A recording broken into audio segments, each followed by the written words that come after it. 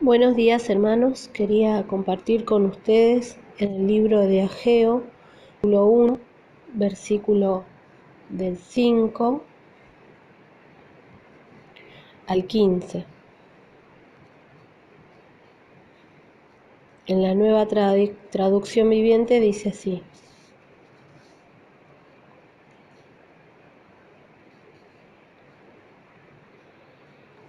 Esto es lo que dice el Señor de los ejércitos celestiales. Miren lo que les está pasando. Han sembrado mucho, pero cosechado poco. Comen, pero no quedan satisfechos. Beben, pero aún tienen sed. Se abrigan, pero todavía tienen frío. Sus salarios desaparecen como si los echaran en bolsillos llenos de agujeros. Esto es lo que dice el Señor de los ejércitos celestiales. Miren lo que les está pasando. Vayan ahora a los montes, traigan madera y reconstruyan mi casa. Entonces me complaceré en ella y me sentiré honrado, dice el Señor. Esperaban cosechas abundantes, pero fueron pobres, y cuando trajeron la cosecha a su casa, yo la hice desaparecer con un soplo. ¿Por qué? Porque mi casa está en ruinas, dice el Señor de los ejércitos celestiales, mientras ustedes se ocupan de construir sus elegantes casas. Es por causa de ustedes que los cielos retienen el rocío y la tierra no produce cosechas.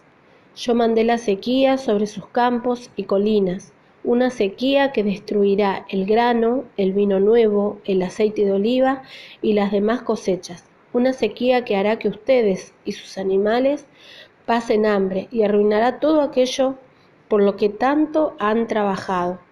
Entonces Zorobabel, hijo de Salatiel, y Jesúa, hijo de Jehosadac, el sumo sacerdote, y todo el remanente del pueblo de Dios, comenzaron a obedecer el mensaje del Señor su Dios cuando oyeron las palabras del profeta Ageo, a quien el Señor su Dios había enviado. El pueblo temió al Señor. Luego Ageo, el mensajero del Señor, dio al pueblo el siguiente mensaje: Yo estoy con ustedes, dice el Señor. Y entonces el Señor despertó el entusiasmo de Zorobabel, hijo de Salatiel, gobernador de Judá, y de Jesúa, hijo de Josadac, el sumo sacerdote, y de todo el remanente del pueblo de Dios.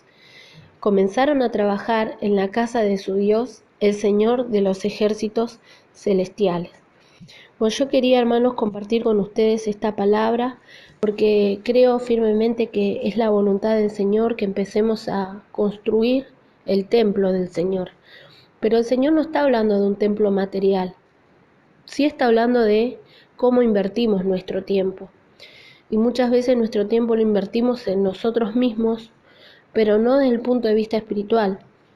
Nos olvidamos que no solamente somos un cuerpo físico, sino que tenemos alma y espíritu. Y así como nos ocupamos de vestir nuestro cuerpo físico, tenemos que vestir nuestro cuerpo espiritual. ¿Cómo nos vestimos espiritualmente? Con nuestras obras. Si nosotros caminamos con el Señor y hacemos la voluntad de Dios, estamos vistiéndonos con lino fino. Dice la Biblia que son las acciones justas de los santos. Pero si nosotros nos dedicamos solamente a vivir una vida carnal, con todos los placeres que da este mundo, lo único que estamos haciendo es alimentando nuestra carne y no estamos edificando el templo del Señor. En el libro de Romanos, capítulo 12, versículo 1 dice: Por lo tanto, amados hermanos, les ruego que entreguen su cuerpo a Dios por todo lo que Él ha hecho a favor de ustedes, que sea un sacrificio vivo y santo, la clase de sacrificio que a Él le agrada.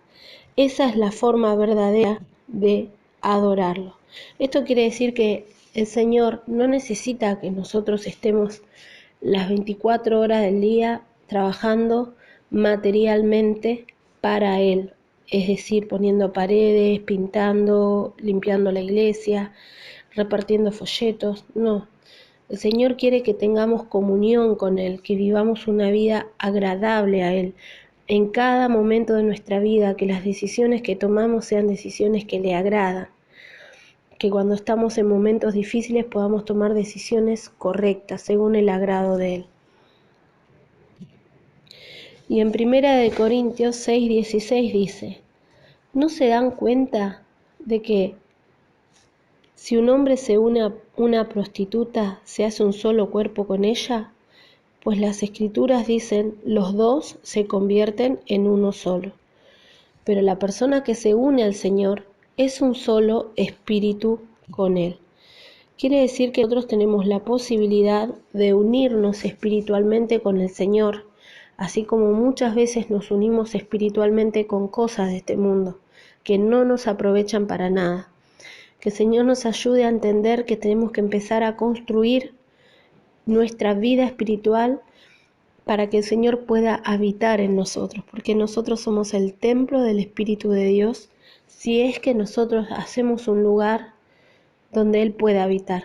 Si vivimos en la carne, lo único que vamos a lograr es que reine la carne en nuestra vida. Pero si vivimos en el Espíritu, vamos a lograr que el Espíritu Santo reine en nuestra vida y gobierne cada parte de nuestra vida.